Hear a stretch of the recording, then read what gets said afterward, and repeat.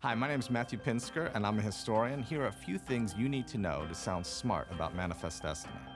People think of it as the official policy of territorial expansion, the idea that God had blessed America to become an ocean-bound republic in the 19th century. But the truth is, presidents and secretaries of state, they didn't use the phrase Manifest Destiny. It was the slogan of a journalist named John L OSullivan, who invented it in 1845 when he was writing editorials about the annexation of Texas and about the boundary dispute with Britain over the Oregon Territory. He said it was blessed by Providence. It was the manifest destiny of the country to become this continental power. It immediately became controversial at the time.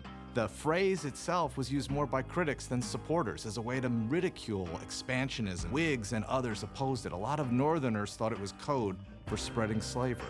In fact, a lot of manifest destiny advocates, people who believed in territorial expansion, they felt like they had failed. They didn't think the country was spreading widely enough. They wanted all of Mexico. They wanted Canada. They wanted the entire continent to be part of the American Republic.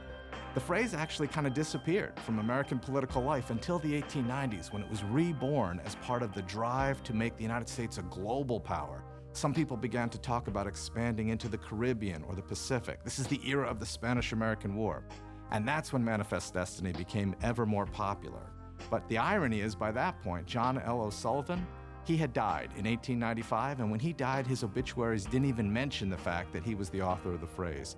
He had sort of struggled and fallen into obscurity by that point. It took decades for historians to recover his role. And it's taken a lot of time for people to realize that the policy of Manifest Destiny was really a contested one that was controversial at its beginning and remains controversial today.